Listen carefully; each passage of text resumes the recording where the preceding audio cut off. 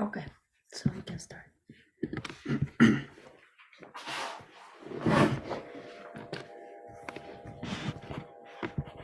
Hare Krishna, Ishwari Radha. Hare Krishna Prabhu, Dandavat Pranam. Right, Dandavat Pranam. Hey, Essie. Good evening.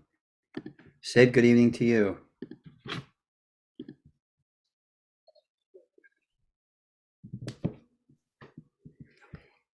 Okay. Let me begin. And it's on YouTube also.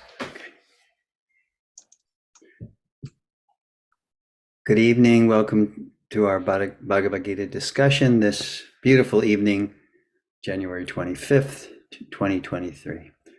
Let's begin our session by first chanting the mantras, the principles of teacher and student.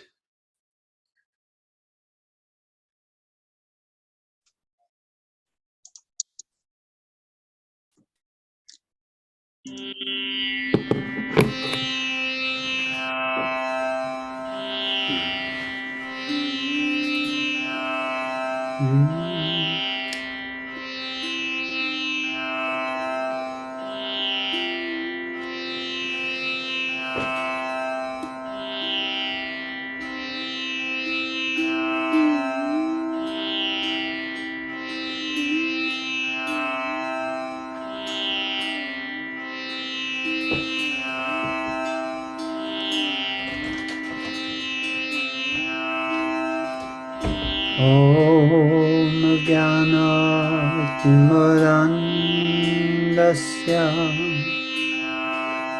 Gnanandana Shalakaya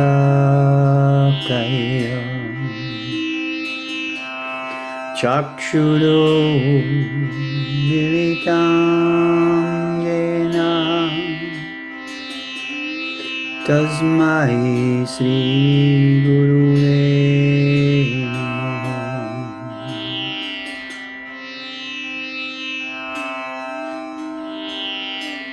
Sri Chaitanya Manobhistam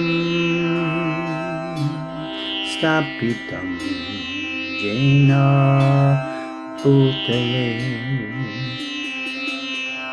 Swayam Rupa Kadamayam Dadati Swapodantikam Namayo Vishnu Padaya Vishnu Prishaya Bhutale Srimate Bhakti Vedanta Swami Niti Namine Namaste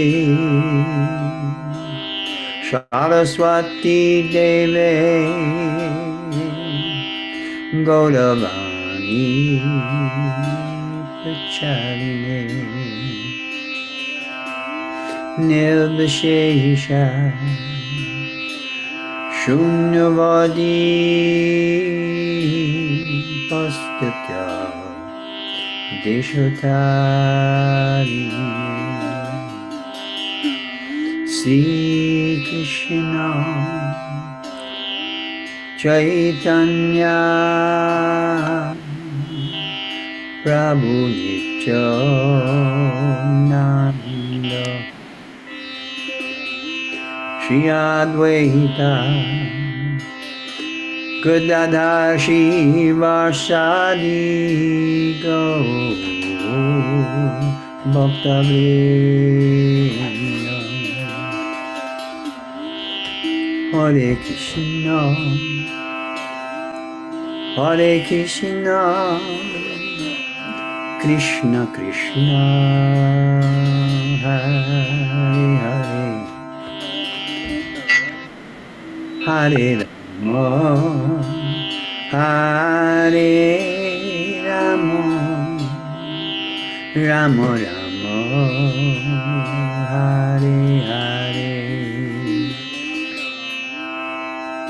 Om Namo Bhagavate Narasimhaya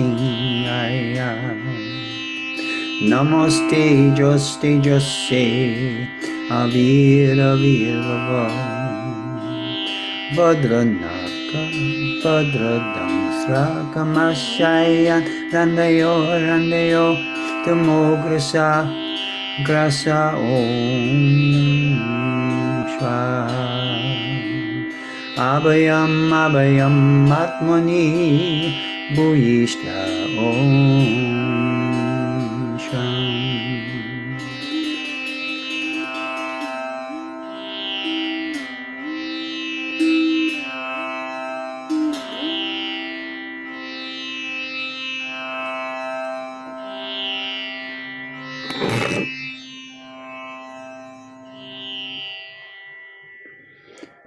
Good evening, devotees. Good evening, friends. Welcome to another evening of discussion of Bhagavad Gita. I'd like to start off this evening. We're going to continue our discussion on Karma Yoga, but I would like to ask anyone if there's any questions, anything you've been thinking about over the course of the week, anything that might have come up or we weren't able to address prior to our closing our last meeting. So just for a few minutes, I'll open it up. If anyone has any question, any consideration, any realization that they would like to share with us, I'd be happy to hear and discuss even further. If not, I'll just continue to move on. Anyone? Okay. No worries. We'll continue where we left off in the karma. Actually, there is one thing. Sure. You know, I wasn't able to participate in the first half hour of last week. Yes. I was just wondering, since you're recording it, is there any way that I get to experience Review it? last week's. Yes. My wife's going to upload them, and then On YouTube. on You will YouTube, send out it'll be on YouTube. Under what title? Your YouTube channel. My YouTube channel, which is Larry Puglisi. Larry Puglisi. Yeah, we decided to simultaneously live stream on YouTube Now so it's that live streaming, yes. so the you'll have access to it at any time. If you missed it like you did, or you wanted to review something, you'll have that opportunity. Okay, so Thank you. you just go to that particular page, and you'll be able to do that. So, okay, so Karma Yoga. We continue our discussion on Karma Yoga because I had a very interesting discussion with a friend of mine. He's a philosophy professor at Brookhaven University in Massachusetts, and he's also a scholar, and he's done some interesting work on study of Bhagavad Gita, and particularly the Karma Yoga section of Bhagavad Gita. So I do thank him, Professor Matt Diasti, for his illuminating discussion with me while I was on the beach soaking my toes. And we had a nice discussion. And, some of the further notes that I have here are by his generosity for sharing those notes with me. So, okay. Again, what is karma? Let's keep everything focused and clear. What is karma? Sid, what's your understanding of what is karma?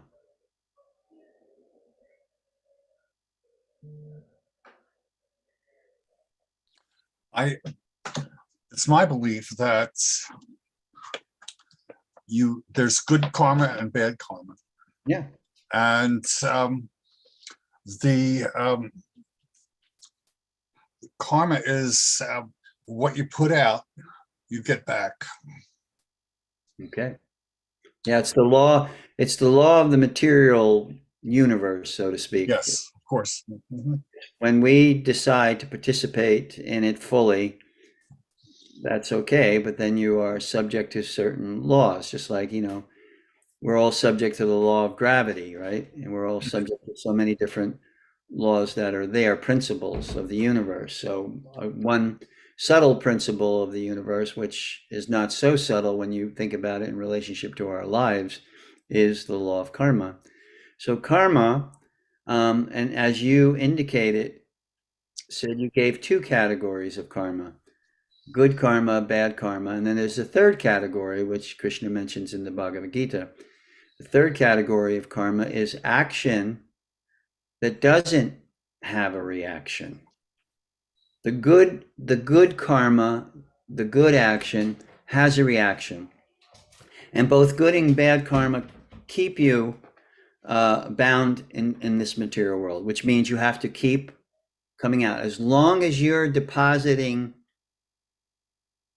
karma into your action, into your account, so to speak, you have to come back to experience the positives and the negatives of that karmic bank account.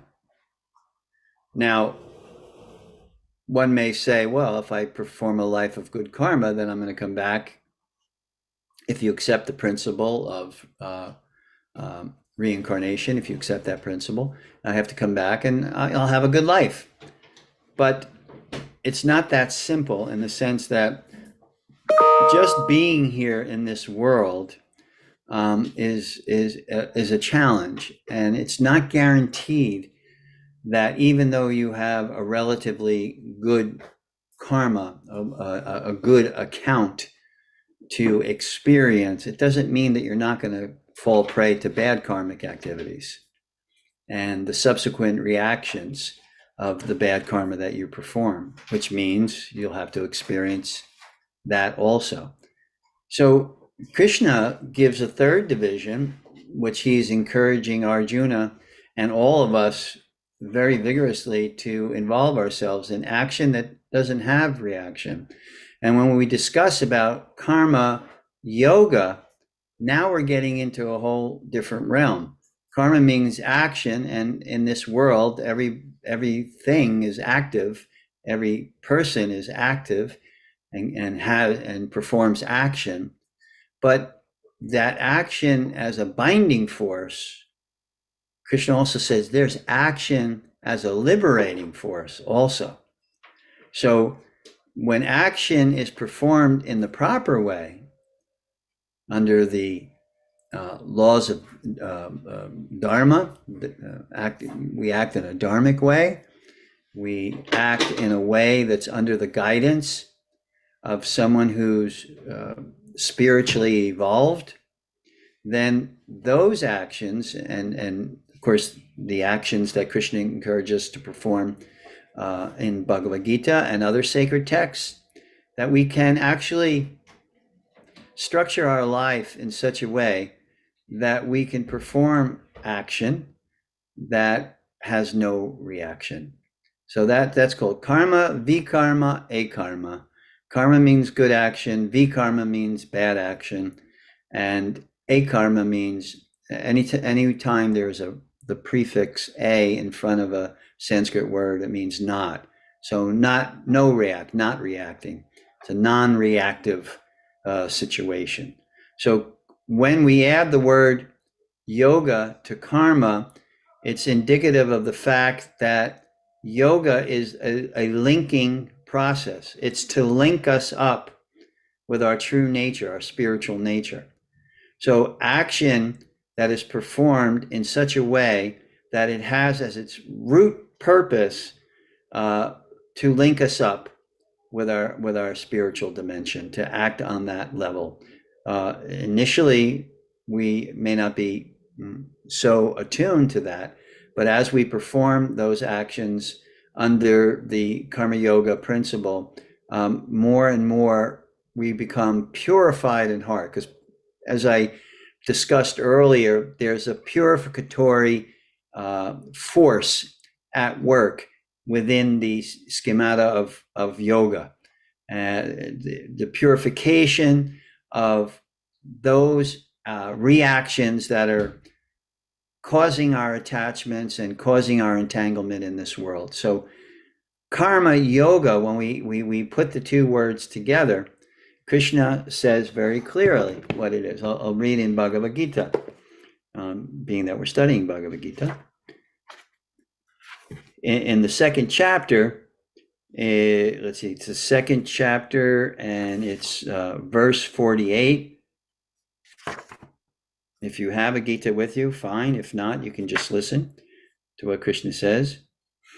Perform your duty equipoised, O Arjuna, abandoning attachment to success or failure. Such equanimity is called yoga.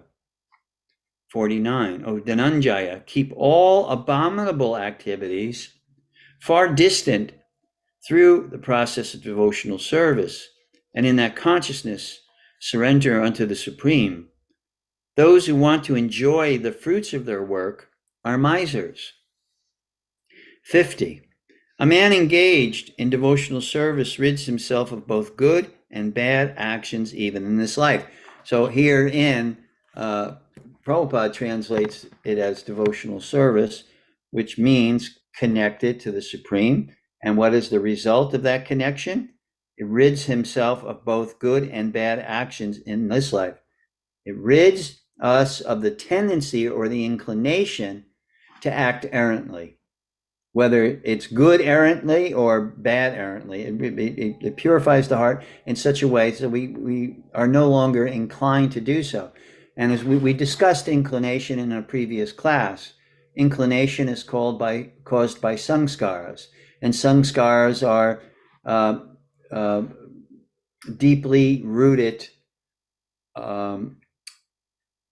thoughts that are deeply ingrained, and the more we think them, the deeper they become, and eventually those samskaras, those impressions, surface or manifest as inclinations. But Krishna is here saying that by performance of action linked up to the Supreme, then number one, we get rid of the tendency or the desire to do those actions of good or bad, because they're relative to this mortal world. In other words, they both keep you enmeshed in this material world. Whereas akarma, the third category of karma, the third category of action which is linked to the Supreme, has a liberating effect. And the first effect that it has is to free us from the inclination. The second effect that it has is we begin to link up. We begin to see the relationship between how we act in relationship to the Supreme and how that action is a liberating force rather than a binding force. We'll read a verse in the third chapter, 9th verse of the Bhagavad Gita, which clearly explains that. So 51, by thus engaging in bhakti to the Lord, great sages or devotees free themselves from the results of work in the material world. In this way, they become free from the cycle of birth and death and attain the state beyond all miseries by going back to Godhead.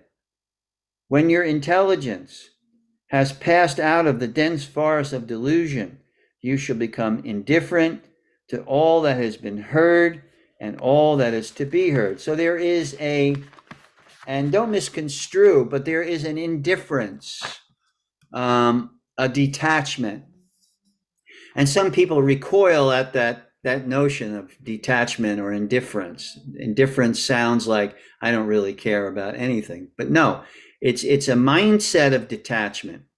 It's a mindset of detachment. That's what indifference means. It means that I do not want to act in a way that's going to keep me bound up. So Krishna is recommending you can act, don't worry about that, but you're not entitled to the fruits of your actions. Those fruits, in other words, what you do and the results of those are not yours to enjoy. They're actually meant to be as an offering. There's a nice, where did I put that here? Yeah.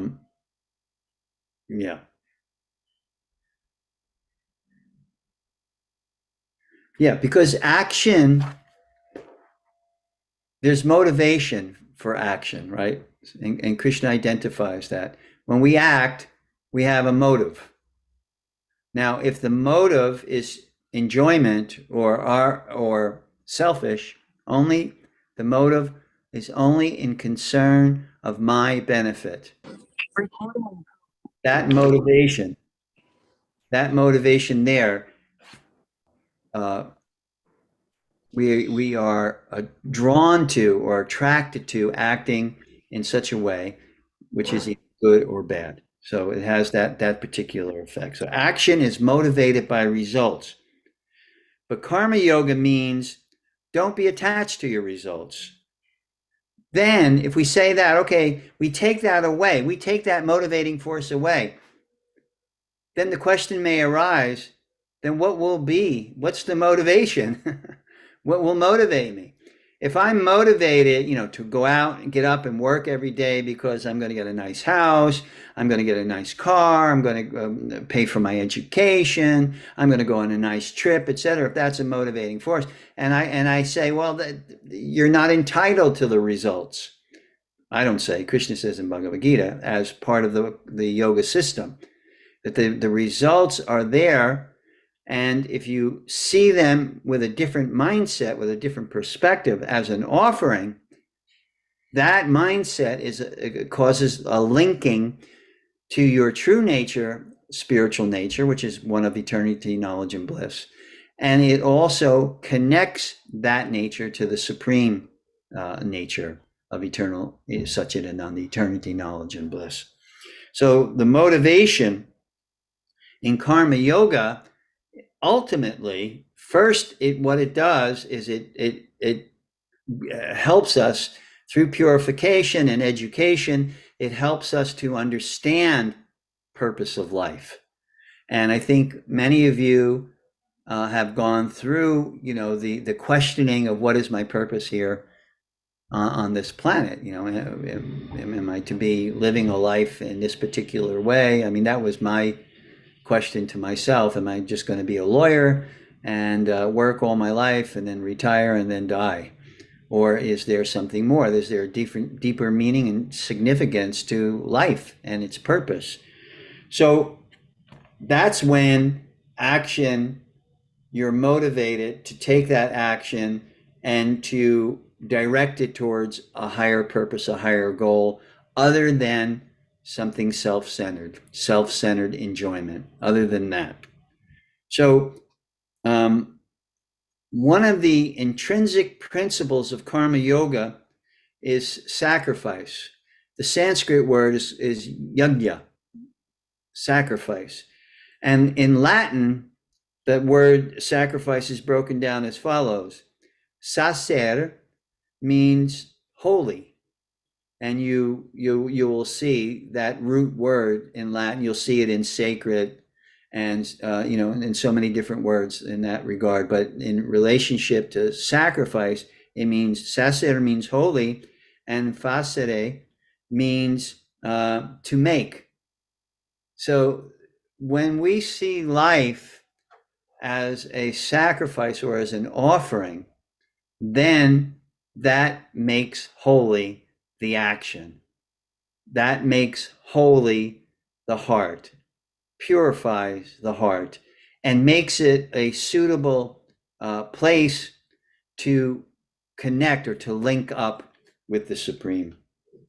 What does sacrifice mean? English definition is giving up something for a higher purpose. So what Krishna is saying here, you can live your life as a married person in relationship, having children, working, etc. As long as you can see the purpose of that life is as a sacrifice. And if you recoil at that thought, isn't life sacrifice anyhow? Even if you don't see it as karma yoga, everybody's performing sacrifice to exist in this world. Work is a sacrifice. obligation, responsibility to the family is a sacrifice. There's so many things that we may not want to do, but we do it because it has a higher purpose. You become a parent, you may not want to do it, because it's so all-consuming. But what is your natural instinct? Your natural instinct is to do it, and to do it responsibly. For most people, that's the natural instinct of parenting.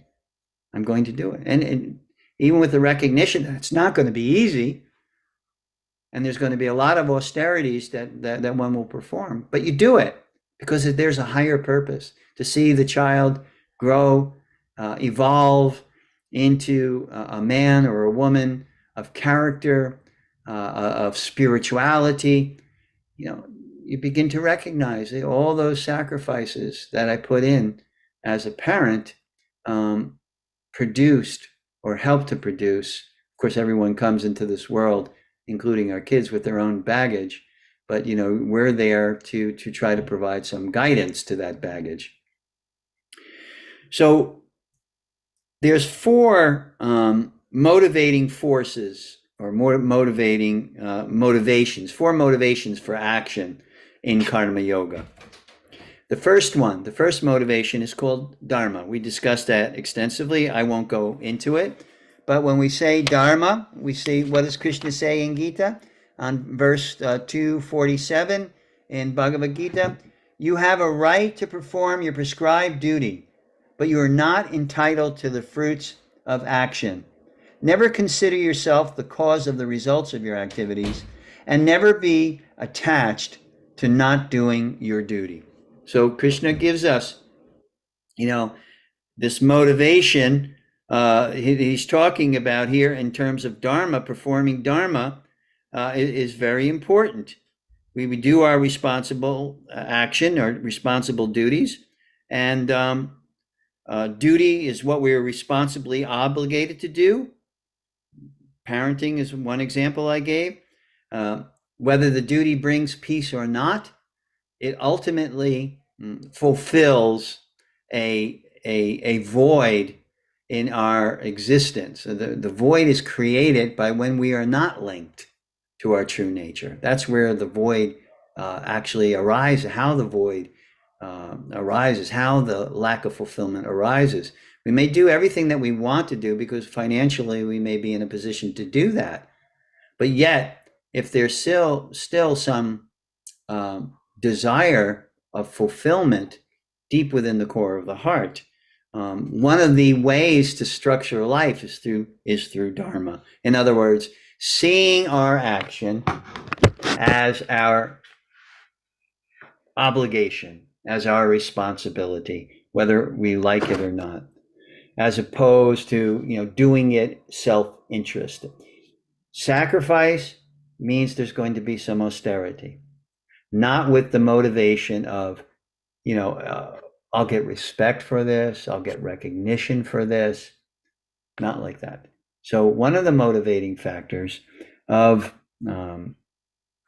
karma yoga, is to perform your obligations responsibly. And one of the key successes in any endeavor, my teacher was once asked this question. He said, enthusiasm. What is enthusiasm? And Prabhupada answered, enthusiasm is the key to success in all actions, both material and spiritual. So we do it with gusto. I'm taking a music class which involves singing ragas and playing harmonium and stuff like that. And one of the first principles that the teacher was teaching was approach what you're doing with enthusiasm. Because oftentimes, when people sing, they're shy. So they'll go, oh, very, very withdrawn like that. And he was encouraging, open your mouth.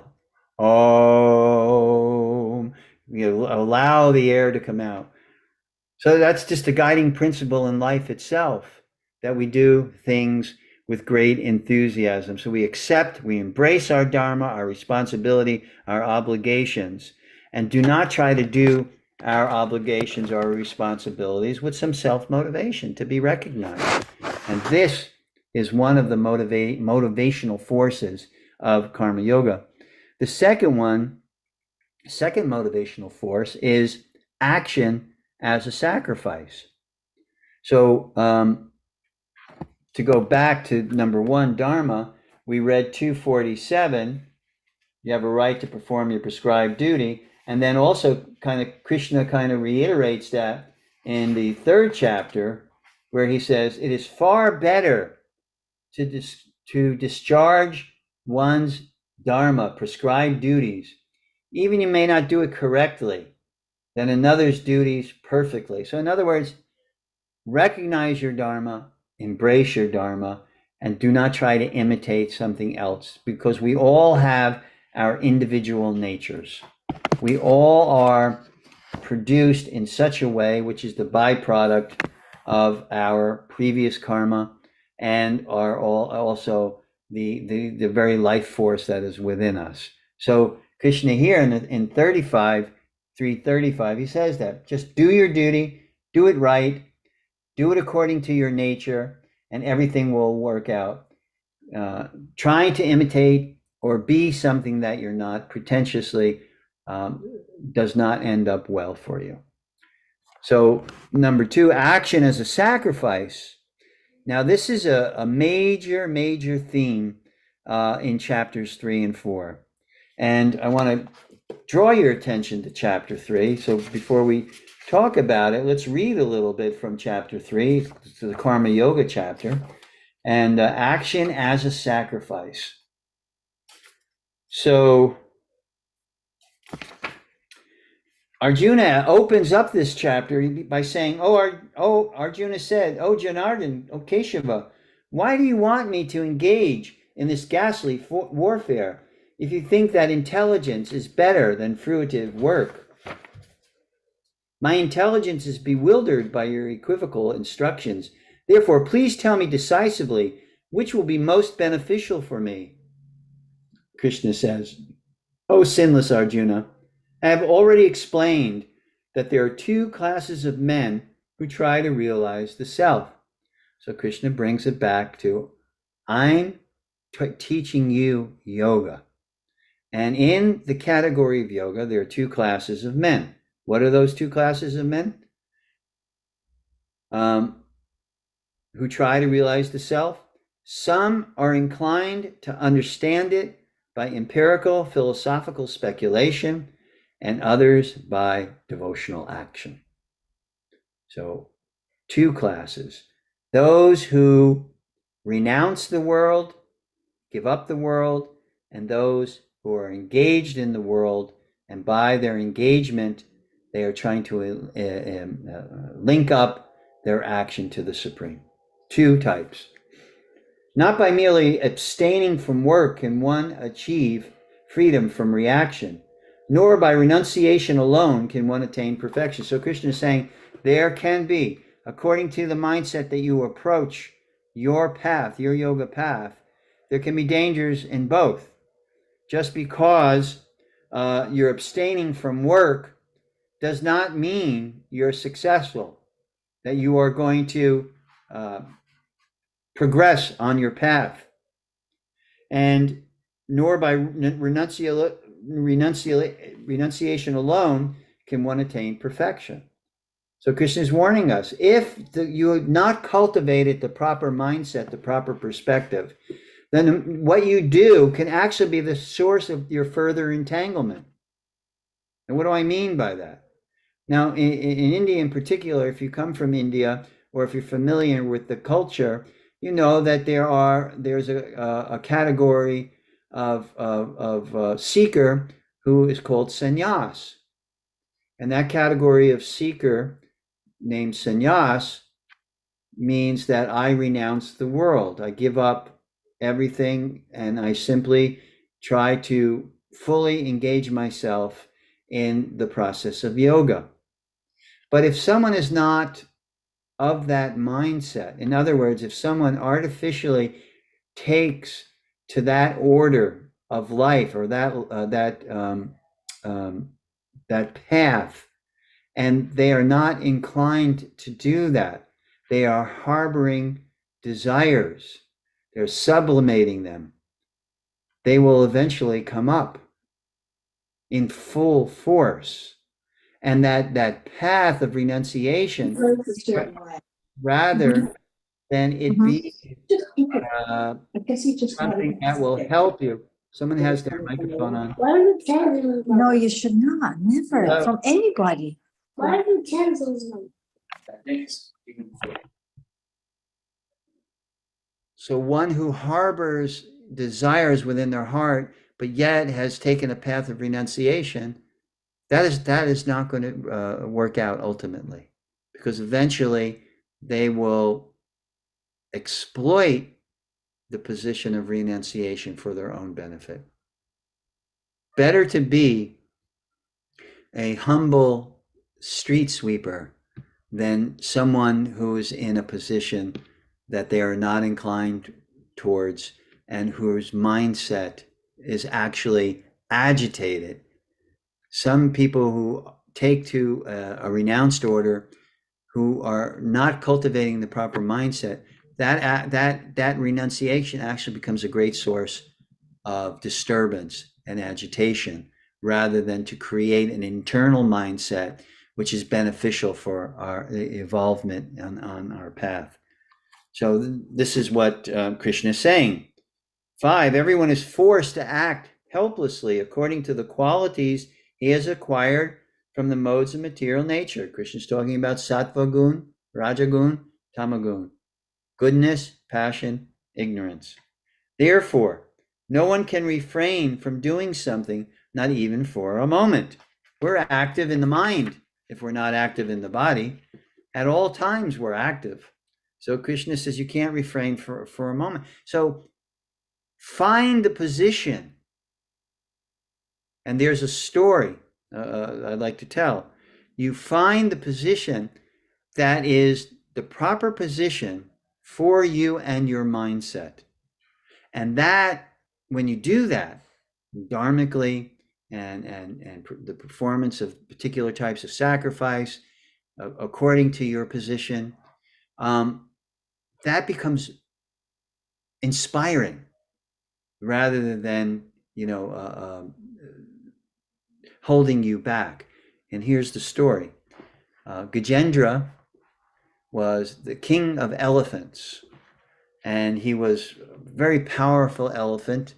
And in those days, many thousands of years ago, even animals their consciousness were more highly evolved than what we see today. So Gajendra was the king of elephants, and he approached this pond to take a drink of water.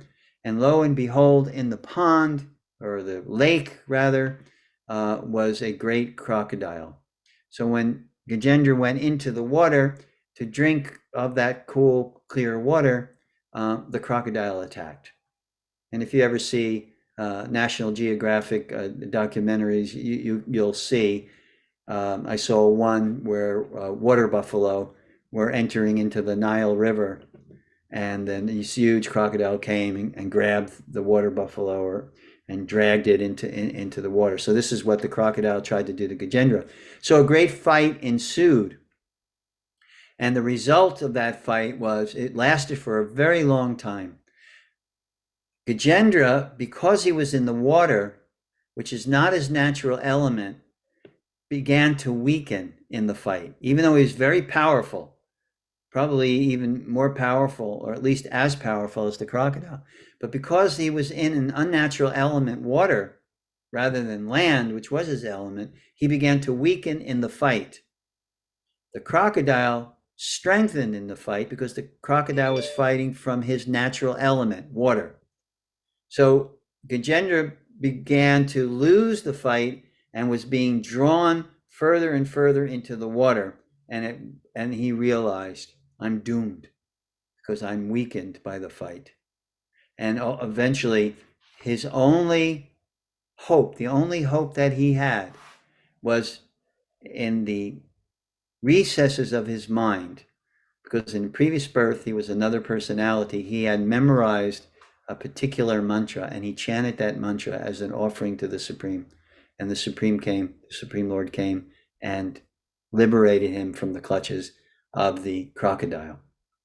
So Srila Prabhupada, in the commentary to that verse, mentions this being in the proper state of mind, being in the proper station of life. He says when Gajendra was not properly situated, he was weakened in the fight. So we have challenges in our life on a daily basis, and we have to stand up to those challenges. We can't succumb to the challenges. We have to stand up to them and deal with them. Otherwise, we get consumed by them. And that's the whole thing of the first chapter of Bhagavad Gita, Arjuna Vishada Yoga. Arjuna began to become consumed by the challenge that he was facing. How is he going to fight this war and kill his family members and his friends and his teachers, etc.? And he was starting to become consumed by that challenge. So when he was being consumed by that challenge, he lost all composure and became bewildered.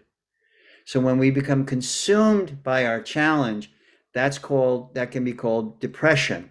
And we get into the mindset, the perspective that has put us there in the first place, and we become absorbed in that perspective, and then we spiral down. But Arjuna demonstrated that if you use that perspective as a catalyst, in his case, his bewilderment because of the challenge that he faced, he used that as a catalyst to see how I can get out of it rather than to stay immersed in it. And he was able to be blessed with a strategy by Krishna to deal with his despondency, to face his challenges with greater and more enthused strength. So that's our position in Karma Yoga. We act dharmically. We structure our life in such a way that we perform our obligations, our responsibilities dutifully. And we see our actions as acts of sacrifice. And then those actions, rather than becoming a force to pull us down, to create a kind of vortex that we spiral down, it actually is a position that serves as inspiration and helps us. Rather than getting immersed by action and bewildered by our action and the reactions to our actions and getting caught in that whole cycle, that whole spiral, that we use that as a catalyst. Karma Yoga, actions that are linked to the Supreme. So those actions are acts of sacrifice. And what does Krishna say? So in text 9 of Karma Yoga, he states it very beautifully and very simply. Work done as a sacrifice for Vishnu, the Supreme, has to be performed.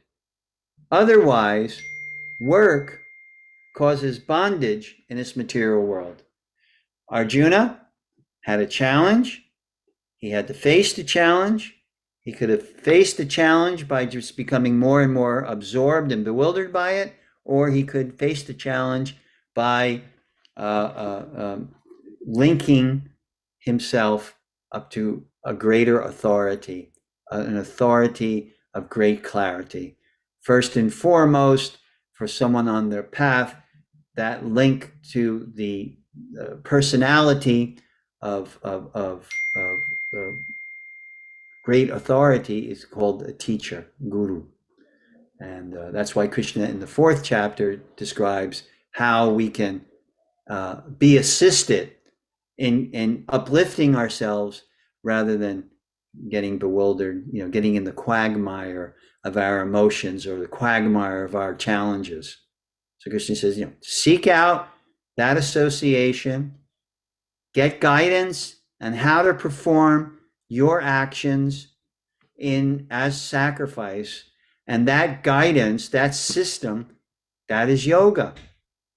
Oftentimes people say, what is yoga? Yoga is that system, that strategy that gives us guidance on how to act. And how we act, done as a sacrifice for the Supreme, if performed, is liberating. Otherwise, it causes our bondage to this world. We just become more and more entangled. And the result of that entanglement is bewilderment, loss of memory, loss of intelligence, and we get caught up in that whole cycle again. Therefore, O son of Kunti, Arjuna, perform your prescribed duties, not for your satisfaction, not self-centeredly, but as an offering to the Supreme. And in that way, you will remain free from bondage. So that's the importance of sacrifice, the importance of cultivating this mindset of sacrifice. We approach the world in a mindset of gratitude and reciprocation within the boundaries of Dharma. Perpetuating sacrifice keeps us and thus the world in balance. When you study Ayurveda, you see it's all about balance. Life is about balance. So also, when we act appropriately, dharmically, with sacrifice in mind, and that sacrifice is for the pleasure of the Supreme, then it creates a kind of harmony or balance in our life.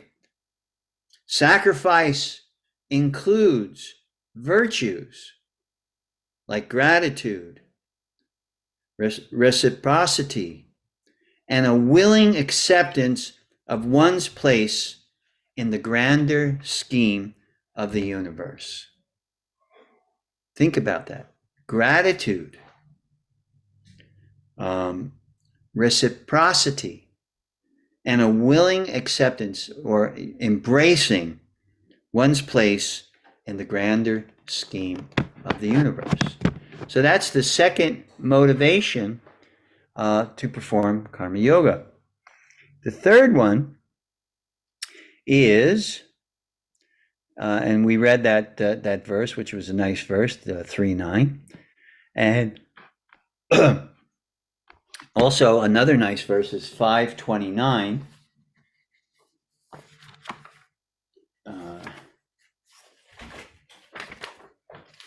5:29. Let me read it for you.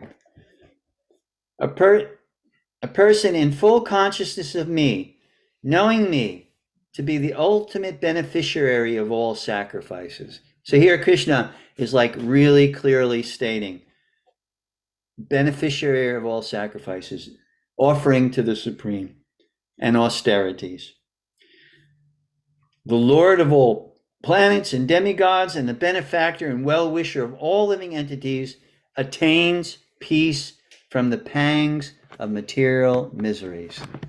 So when we cultivate a mindset of sacrifice and joyful, when I say sacrifice, joyfully perform sacrifice.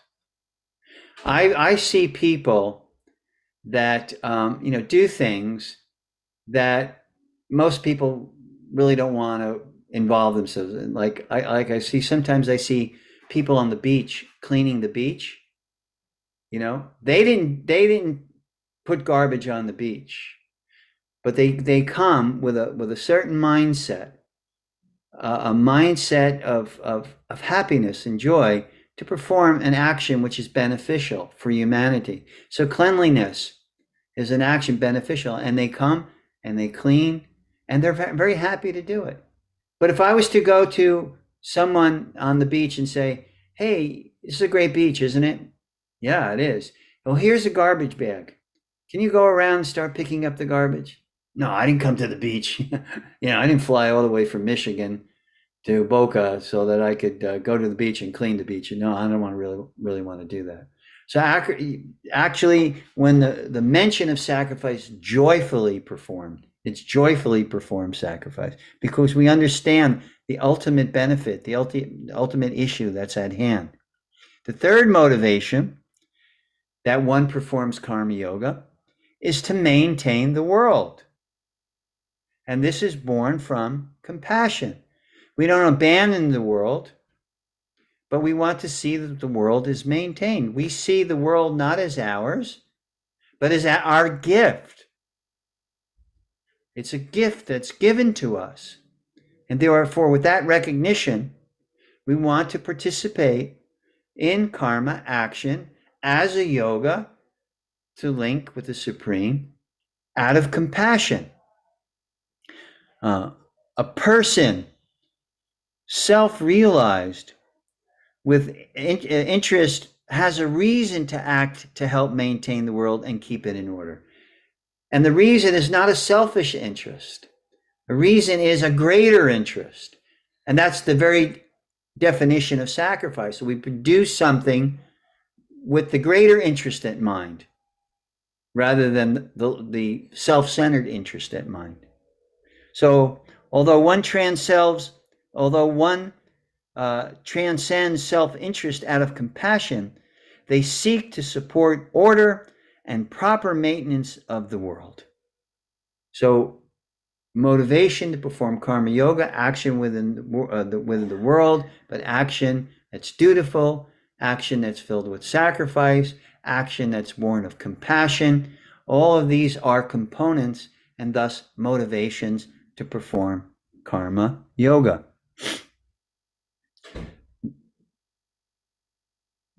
A yogi is not selfish, but interested in the welfare of all beings. And Krishna describes in the Mahabharata, he says that Dharma is not Dharma at all without compassion. So performing your duties, your obligations, without this element, cultivating this element of compassion for others besides yourself, besides being self-interested. And that's what helps us to come to a point of selflessness, rather than, if we cultivate actions which are solely selfish, does that help us come out of it? No. Even if you cultivate giving in charity because you like the recognition, or you like to identify yourself as a charitable person, if it's ego-based, even that, although it's a better form of selfishness, but it's still considered selfish. Selfless compassion means that we do it for the benefit of others. And really, real joy comes not in so much in receiving, but in giving. When we give of ourselves to others and we see the impact that it has, then that can be such an inspirational force in one's life. To give of oneself freely for the benefit of others. Whatever we have, whatever we can share. This provides a great source of inspiration and joy. Karma yoga provides a reconceptualization of reality in accord with the yogic principles. We're reconceptualizing why we are doing what we are doing and what is our goal.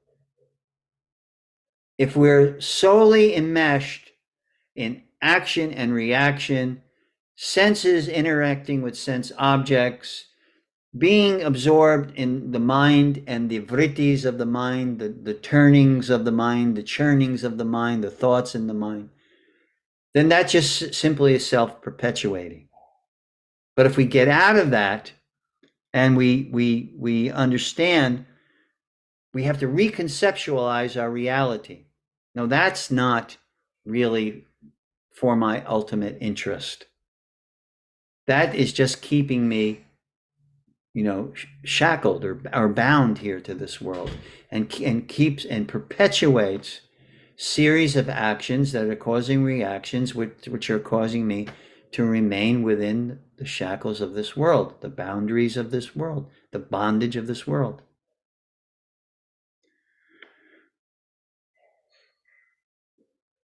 Okay. And let me find, where am I here now? So the fourth motivation, and the final motivation that we'll speak about this evening in relationship to karma yoga, is to act to achieve yogic self-discovery. Yoga means control and calm the mind to purify and to come to a point of greater realization, internal realization of Purush, or our true spiritual nature, as opposed to Prakriti, our external nature of the body, the mind, the intellect, the ego. So yoga means control and calm the mind to purify and come to the point of self-realization. By confronting challenges instead of running from those challenges, one develops tolerance of them, which cultivates a mindset which leads to liberation.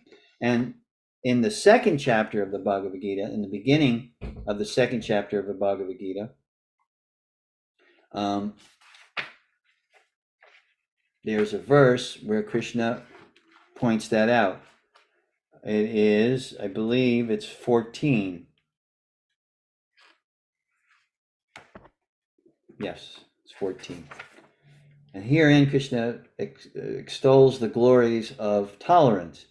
O son of Kunti, Arjuna, the non-permanent appearance of happiness and distress and their disappearance in due course are like the appearance and disappearance of winter and summer seasons.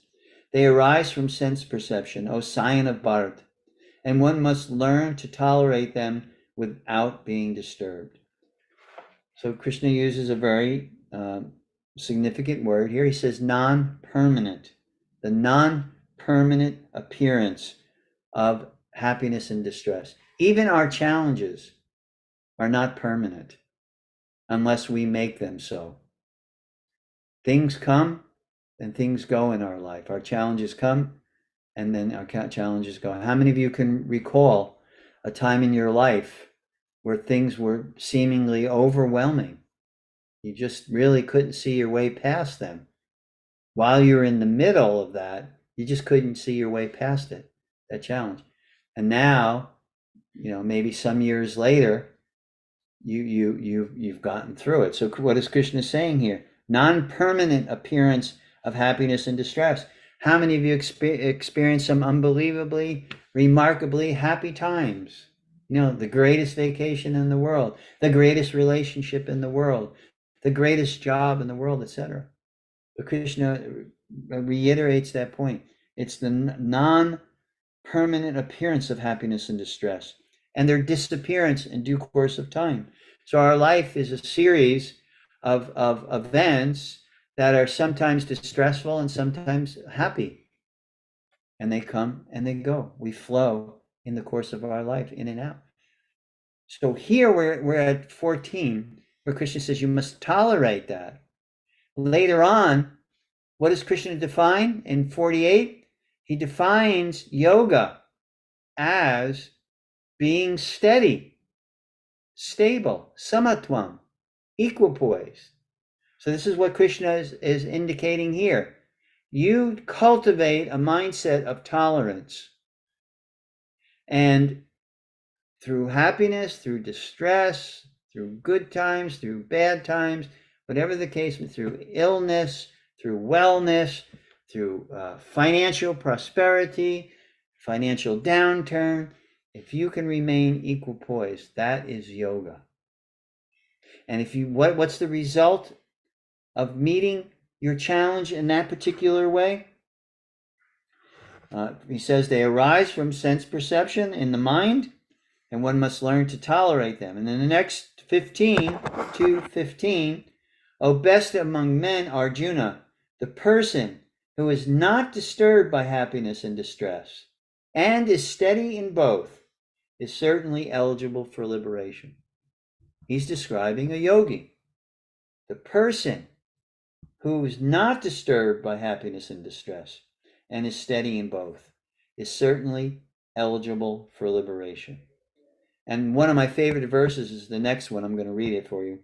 Those who are seers of the truth, talking about the scientists of truth, those who have studied, deliberated, spoken about, heard about what is the nature of truth, those who are the seers of truth, have concluded that of the non-existent, so Krishna uses the word non-existent here, non-permanent in the previous verses, the material body, there is no endurance. So that which is of the non-existent, that which does not endure,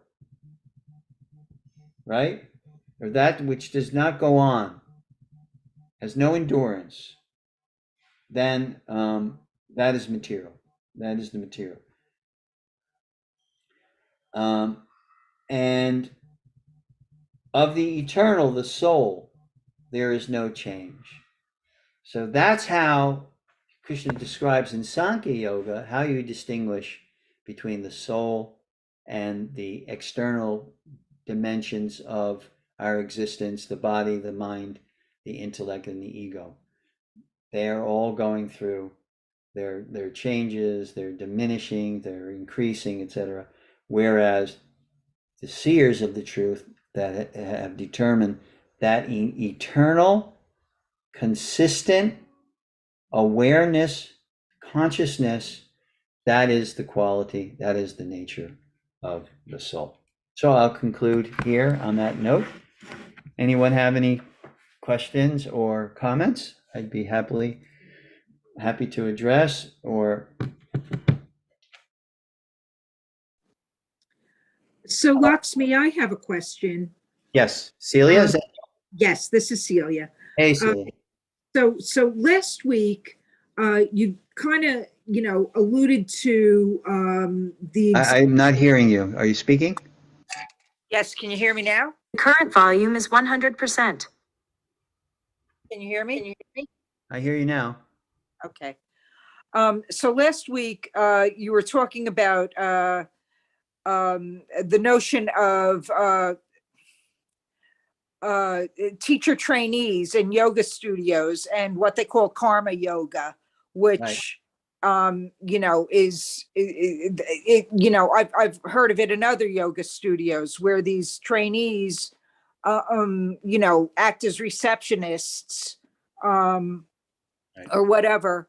And, I kind of thought that, the teacher trainees are, they're training to spread yoga and they're offering their services to the yoga studio. But you suggested that there should be, if I understood you correctly, there might need to be a little bit more to it. Like it's not just part of their yoga teacher trainee, they should be offering it to Krishna or something like that. Could you talk a little bit about that? Sure. I understand the principle of cultivating a mindset where you're giving and not expecting anything in return. In other words, if you act as a receptionist, don't ask for money in return. I've heard of other programs where they go out to a place and clean up the place or go, feed the homeless or something like. Those are all wonderful. I'm not judging that or putting that down. But I am saying there's a lot more to karma yoga, and people should understand there's a greater depth of understanding to karma yoga, which helps to make it make sense and is also inspirational. Because, just to do something nice feels good, but to know that you're doing something nice as an offering to God.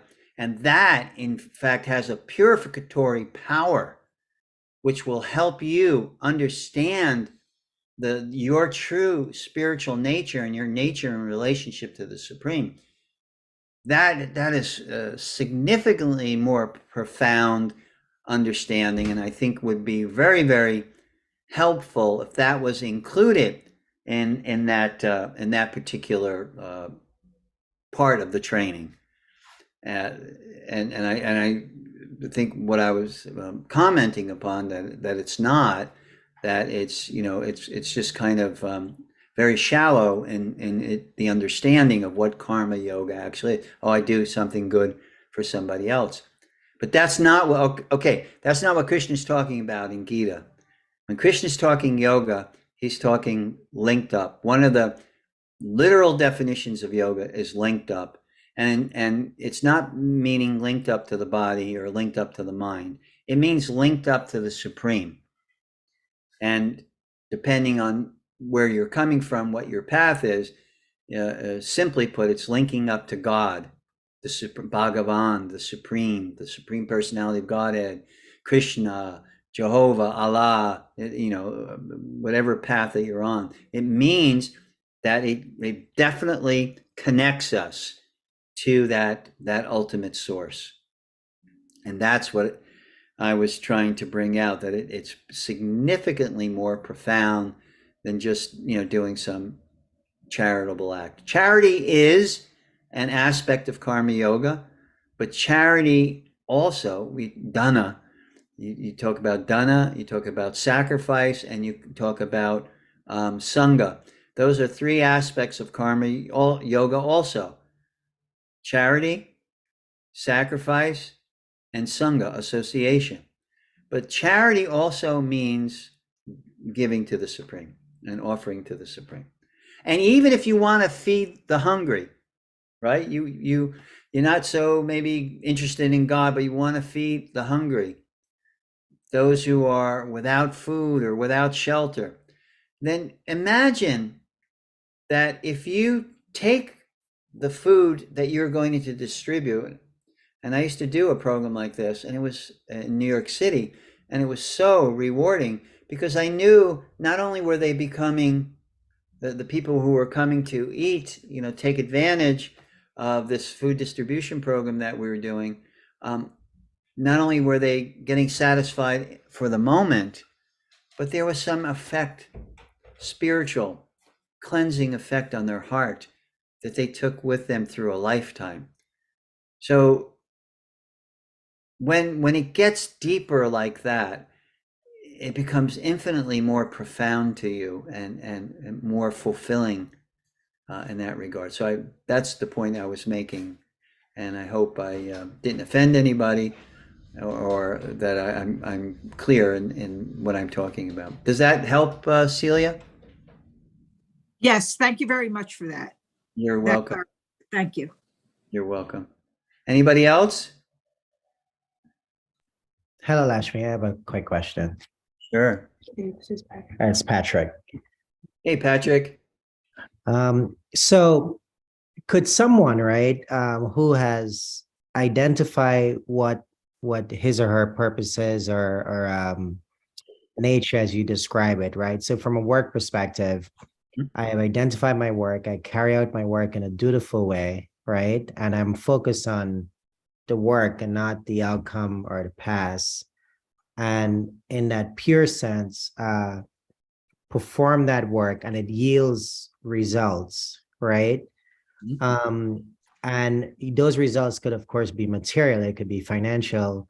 Could that still be seen in that sense, in that more deeper sense as an offering, in a sense that you're not necessarily focused on the outcome, or, you know, or to go back to what you said, the failure or the success, but you're focused on the work because it's the work that you want to do, and you're not doing that work because you want to be somebody else, but you're doing that work because you're called to that work, and then there's a result.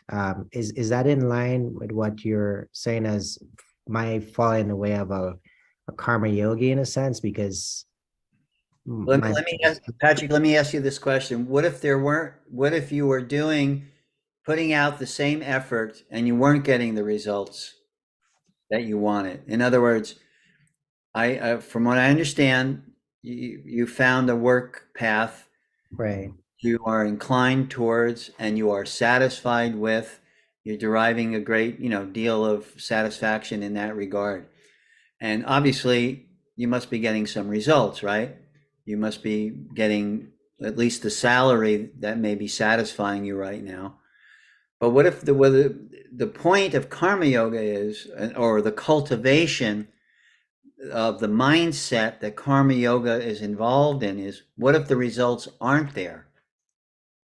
Would you have the same enthusiasm and feel situated nicely as you are now? That's the question to be answered. Because if the results weren't there, and then you would say, "Oh, I can't do this anymore. I got to move on, do something else." But I would say the inclination that you have is definitely of a karma yoga mindset. In other words, to be grounded, to be working in something that is fulfilling. I would definitely say that is the preliminary inclination and mindset of someone that could practice karma yoga. But the real question that puts it to the test, because as you remember, I'm saying in happiness and distress, Right. in joy or in sadness, that you still remain stable, you still remain on course, you still remain balanced. That's like when you're in the midst, you're in the heat of karma yoga, But the inclination that you may be demonstrating at this point is definitely showing signs or inclinations toward that kind of cultivation of that kind of mindset. Does Thank that you. make sense, Patrick? Oh yeah, yes, it is very helpful. It's essentially it's an ongoing journey. And Yeah, I guess part of that journey is, getting to the point of not being attached, right, to failure or success. And so exactly. part of it. So thank you very much. Exactly right. Yeah, my teacher used to use the analogy of all the good qualities that we have, because we're non-permanent if we're relating to us as the body-mind complex. All the good qualities that you have are zero, because ultimately there's death and they're all gone. But he said if you add one in front of a zero, then it has value. So 1 0, add a 1, it becomes 10. 2 zeros, add a 1 in front, it becomes 100. 3 zeros, add a 1, it becomes 1,000. You get the point. So what is the one? What is that one ingredient in terms of your life and your action, etc.? It's linking to the Supreme. That cultivating the mindset which links you to God. That's the one. And then everything that you're doing just there's this remarkable transformation. And karma yoga is meant as a transformative power. It's transforming the mindset from selfishness to selflessness, and to be in a point of gratitude and reciprocity. And that's what sacrifice is. Sacrifice is reciprocity, recognizing everything that I'm giving, so I'm offering back in return. Thank you. Nice question, both Patrick and Celia. I have a question. Okay, Sid, shoot. Okay, first of all, in the context of this conversation, what could you define austerities? Yeah, austerities. Austerities means you're performing something, an action that may be uncomfortable, but you do it with a higher purpose in mind. For instance, Krishna describes Ishwari, if you're there, can you look up austerities of body, mind, and speech? And in the meantime, I will it's actions which are uncomfortable, but you have a grander purpose in mind. For instance, when you you speak words of truth, it's easy for us, and this is a constant conversation I have with my son, my 8-year-old son. It's easy for us to lie or to twist to get what we want. But it's an austerity, sometimes even painfully so, to speak the truth. So austerity of speech, Still on the line. austerity of speech would be to speak the truth. That's an austerity, even when it becomes uncomfortable. And also, not is it an austerity to speak the truth, but to speak it palatably.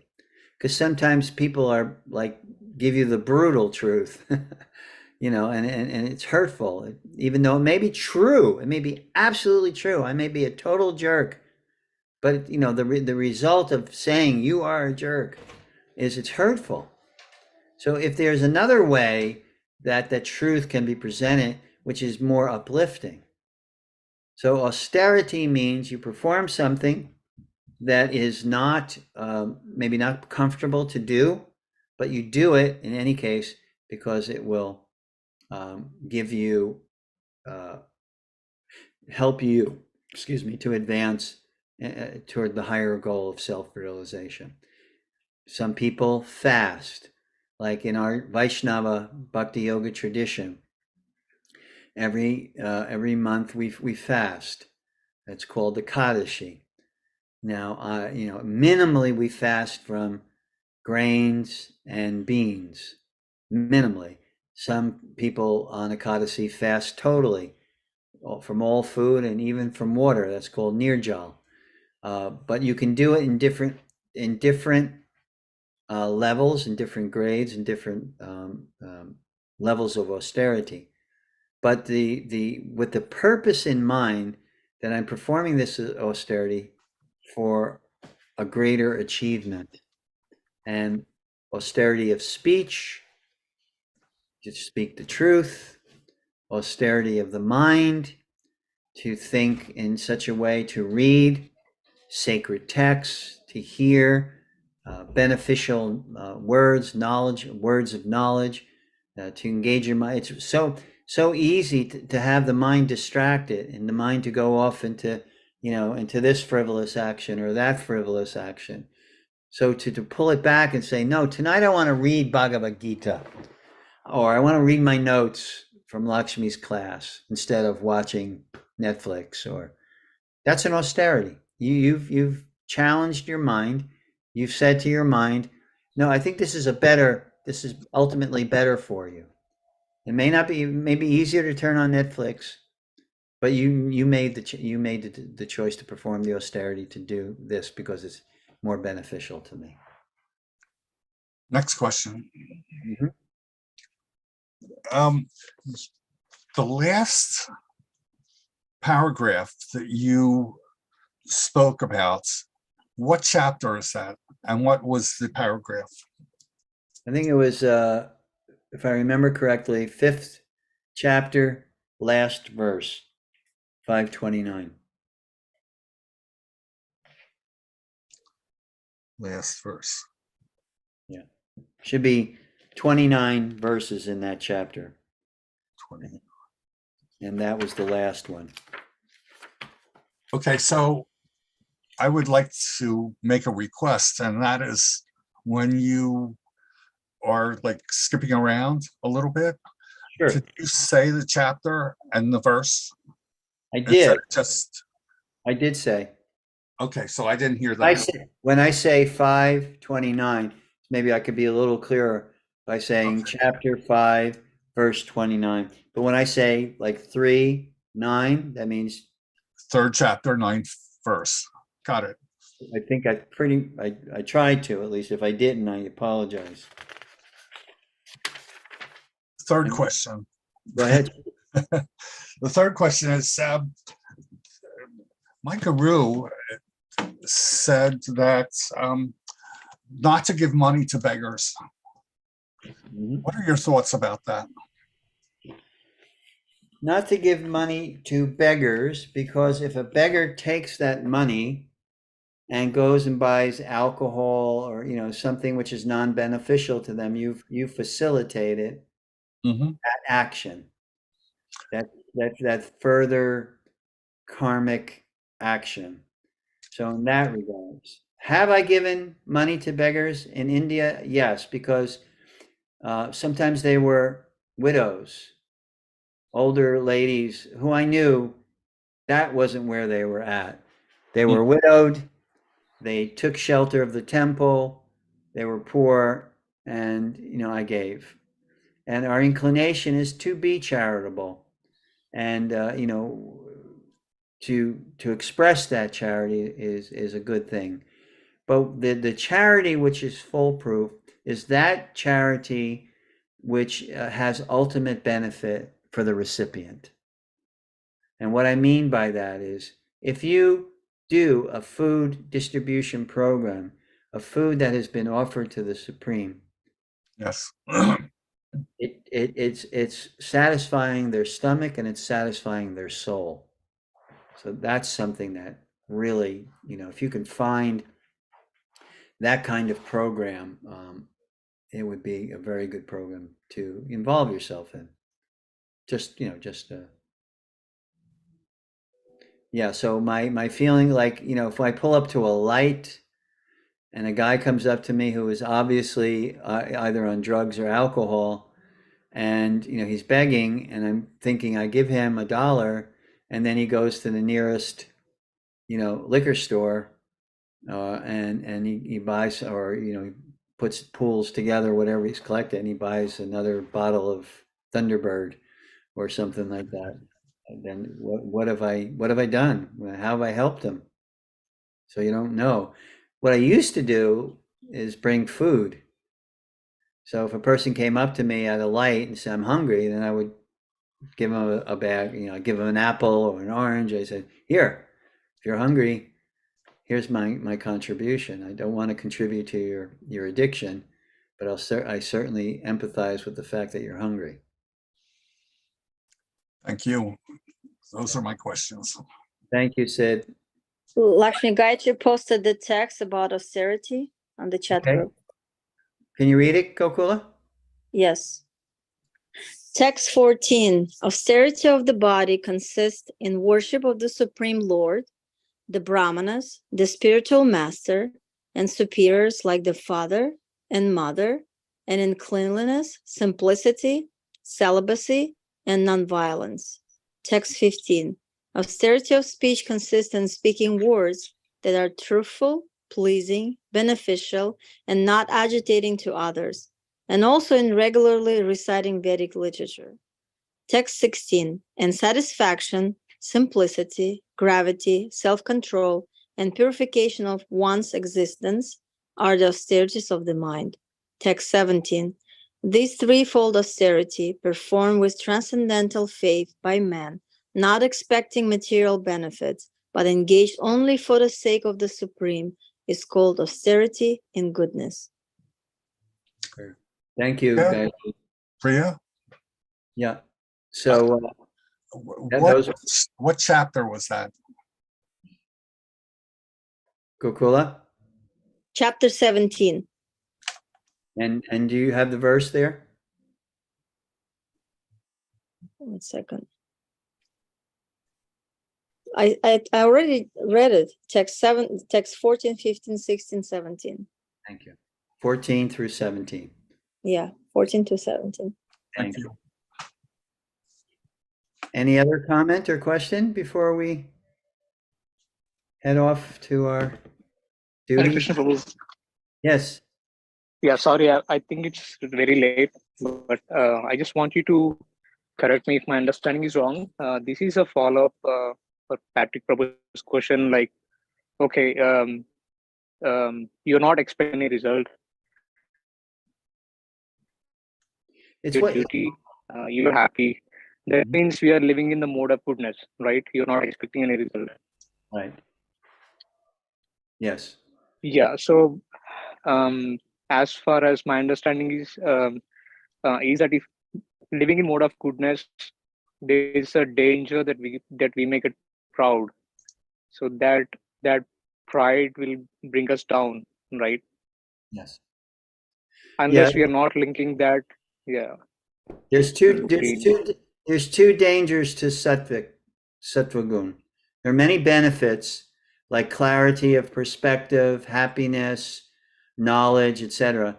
But danger one is what you mentioned, pride, and being satisfied with the sattva gun and only, because the goal of yoga is not to remain in the world, and being happy. The goal is to become free from the world and lived according to our true spiritual nature in service to the Supreme. So the danger of being in sattva gun is like everything is wonderful, so people, some people try to structure their life in such a way was that they're just happy, but there's going to be distress. There's going to be happiness. There's going to be some distress. We're not in total control of our life. We're in control of some decisions that we make, but the response, we're in control of. But what happens to us, we may not be. Like getting COVID, for instance, that's very distressful. And you might have been very diligent in wearing your mask and only going to places minimally. I know people like that. Myself, I was one like that. I got COVID, but the only places I really went was food shopping because we had to eat, and I wore a mask. I dutifully wore a mask, but I got COVID, and so it's not that you're not going to get distressed, but how you respond to it. So the danger of sattva gun is you're going to get happiness because you're cultivating a mindset which is purer than raja and tamagun. Because rajagun is lots of action and therefore distress, and tamagun is inertia. So with sattva gun, that danger of being proud that I'm on this level and I'm experiencing happiness and shanti, I'm peaceful, and being proud of that, and then also being satisfied in that and that only. Okay? Yeah. Thank you, Prabhu. Yeah. Thank you. Okay, so we'll conclude here. I want to thank everyone for your time, your attention, your questions. Very happy to be with you, and if you have any questions beyond this class, remember I'm yours. I'm accessible. Please feel free to contact me with any questions. I'd be happy to try to answer them. So thank you so much. Until we meet again, you have a happy, healthy, and holy week. Thank you, Hare- Prabhu. Thank you so much. Hare Krishna. Hare Krishna. Hare Krishna, Hare Krishna. Krishna. Haribol, see you next